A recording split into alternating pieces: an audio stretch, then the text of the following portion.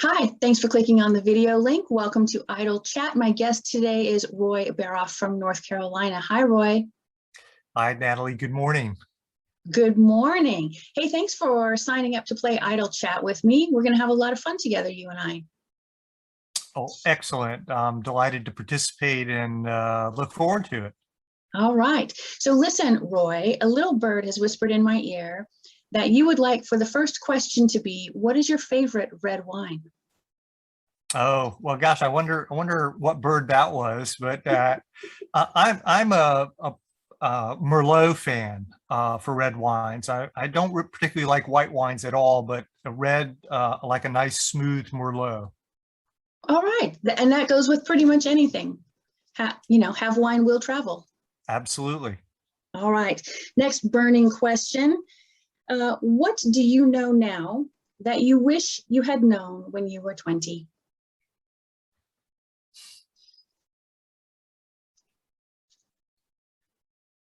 You know, 20 is a few years ago for me. And so when I try to think back to that 20-year-old perspective, you know, we think, I guess the big idea that maybe is a little cliche is about to really sort of live in the moment, I suppose. I think, and yet I think that's still, you know, particularly, well, we probably were living in the moment at 20. So I'm not sure I needed to hear that. Maybe I just think appreciate the moment. appreciate the moment and also understand that one's future is not a straight line, right? It takes twists and turns.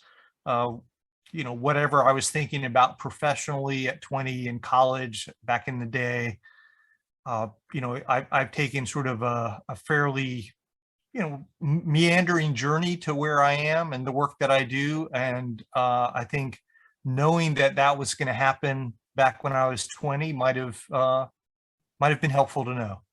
Right. But sometimes the surprise is the good part.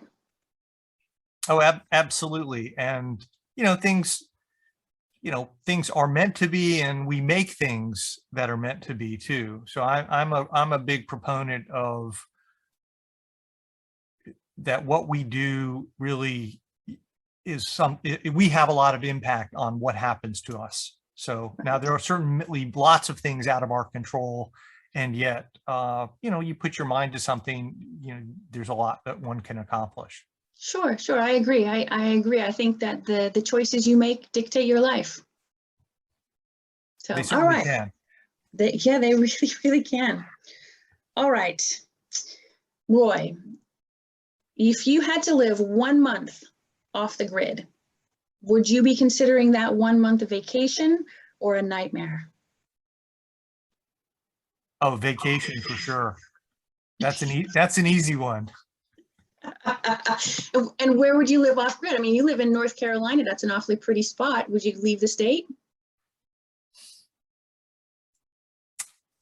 You know, the answer that you know, all of us dispute resolution practitioners might give to a question like that is it depends, right? So, you know, I live in North Carolina on 6 acres in the middle of a hardwood forest, and I've got my little oasis already, and so I could unplug right here without going anywhere. On the other hand, I like to travel, and obviously we've had the last year and a half with COVID where that's really not possible or necessarily safely possible. If I didn't have to worry about COVID, you know, I'd love like an extended ski trip, you know, maybe the Swiss Alps for a month. That might be fun, or even Colorado for a month. So something like that. There you go. I like where your mind is at with that one. Excellent. All right. Oh, this is a good question, Roy. What is something that everyone in the world can agree upon? Anything? Nothing? The first thing that came to my mind is that the sky is blue, but that may not be something everybody could agree on. I guess what blue it really matters, right? So, Right. um, I think that's a good answer. I like that answer. Blue sky. Yeah, that works. That's a really good one. All right, now this is a serious bit. What movie quote do you regularly use? Movie quote. I'm not sure that I use a movie quote regularly. I will say that in my work and I guess personal life a little bit too, when people get animated about something, a phrase that has stuck with me that a colleague of mine used a long time ago was, okay, so tell me how you really feel about it, after they've really told you how they really feel about it. So it kind of lightens the mood. It gets people to think a little bit more about where they're coming from. But that's something I'll say to folks fairly Right. regularly. Well, if that's not a movie quote, it should be. Well, there That's a you good go. one. That's a good one. What did you have for breakfast today? So I had some plain yogurt with a little granola and some blueberries. My gosh, look at you being all kinds of healthy. All kinds of healthy. It's my standard go-to breakfast right now. That's a good one. I like that. I should do better at that. All right, Roy, if someone narrated your life story, who would be the narrator?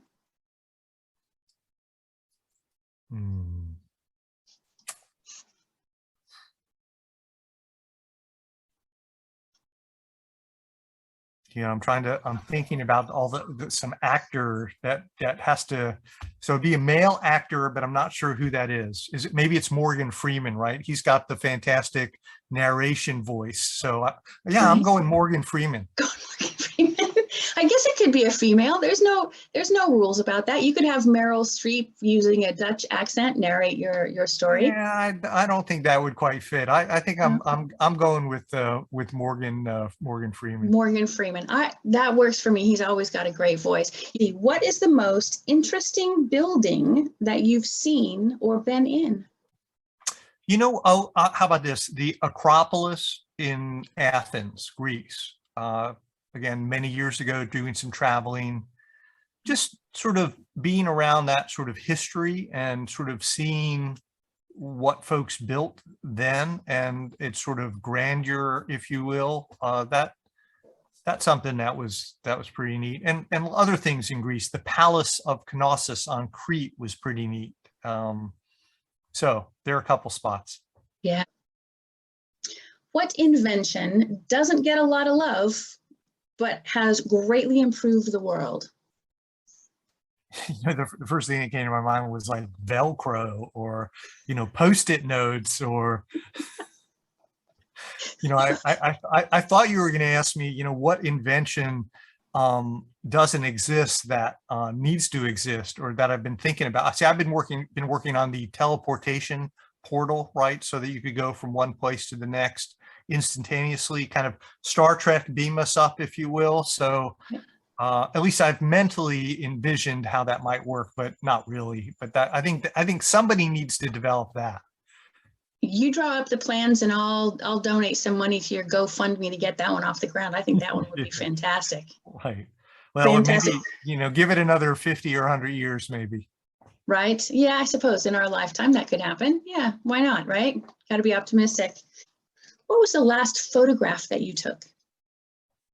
The last photograph that was taken of me, or the one, or that I took of something? Last photograph that you took of something, even if it was yourself.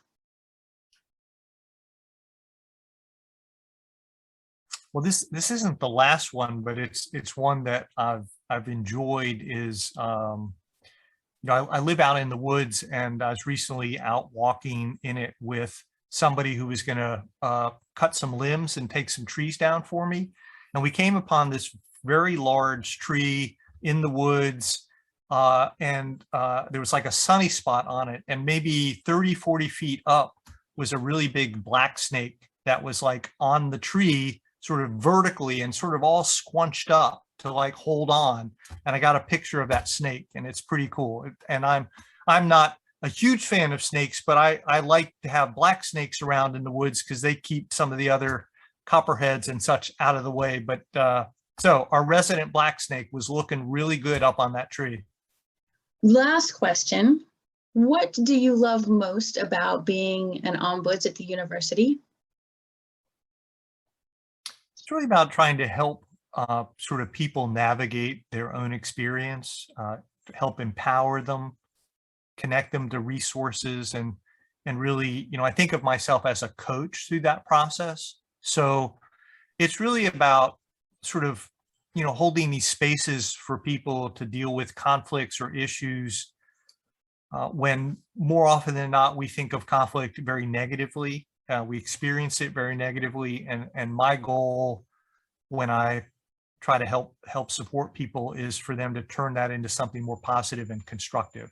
So when that happens, that's pretty cool. And, I had a recent experience where somebody said that a conversation we had was really helpful to them, and just sort of in reframing. And the snapshot of that was, this was somebody in a leadership position who was getting a lot of negative feedback from the people they manage. And so they had couched it in as a failure to lead. And one of the things that I suggested to them was that, you can think of it that way, or you can really think about it as feedback, right?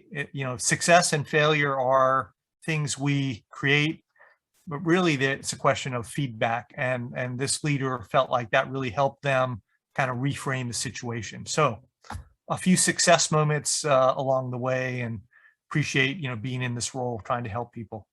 Right. Well, and I'm sure that you are appreciated for doing that good work, because, having someone just lend an ear, just give, a moment of silence if that's what they need, or a moment of encouragement, or a moment of reflection, or, someone who can be maybe an uncomfortable mirror sometimes. Those things are really important. So good for you for the good work that you do. Thanks for doing that.